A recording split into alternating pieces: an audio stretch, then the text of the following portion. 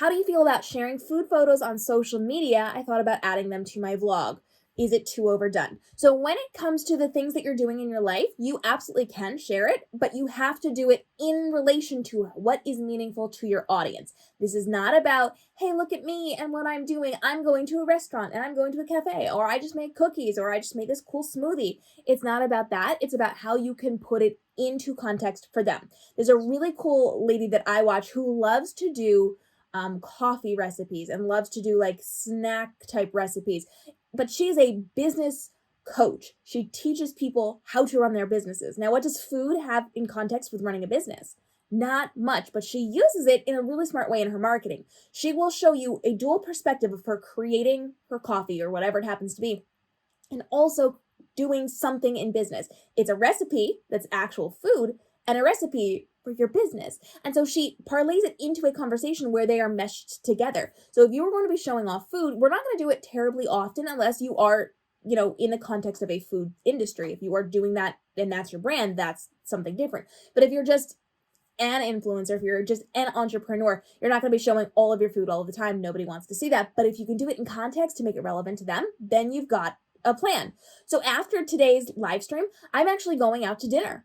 I am going out to dinner. I'll be in a restaurant, and I have not decided if I'm actually going to do this, but I was considering doing a tutorial while I was in this restaurant because I have the ability to show off how people can be creating content inside of a restaurant with that harsh, ugly yellow light that all restaurants have.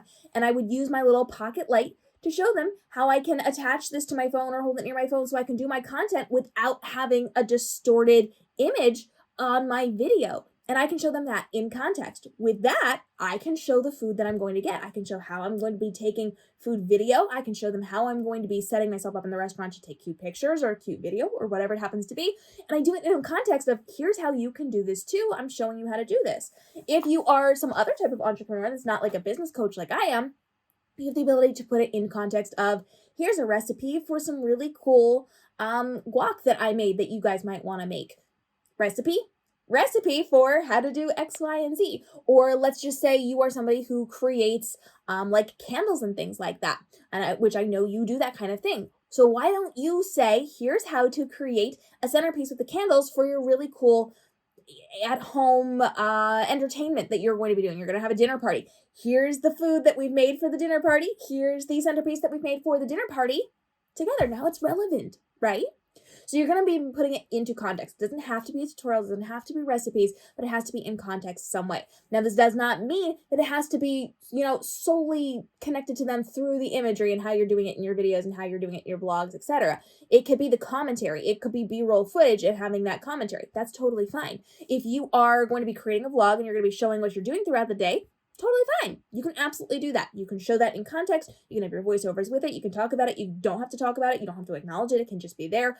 I like when I'm doing things, I'll like do things while I'm creating videos. So if you go back on my YouTube channel, I actually have a really good video that I did over the summer where I was creating a milkshake while I was educating on a topic. So I'm standing there and I'm scooping out the ice cream and I'm pouring in the milk and I'm doing the blender stuff and like I'm doing the whole thing and I'm talking about what I'm doing while I'm doing real life moment things.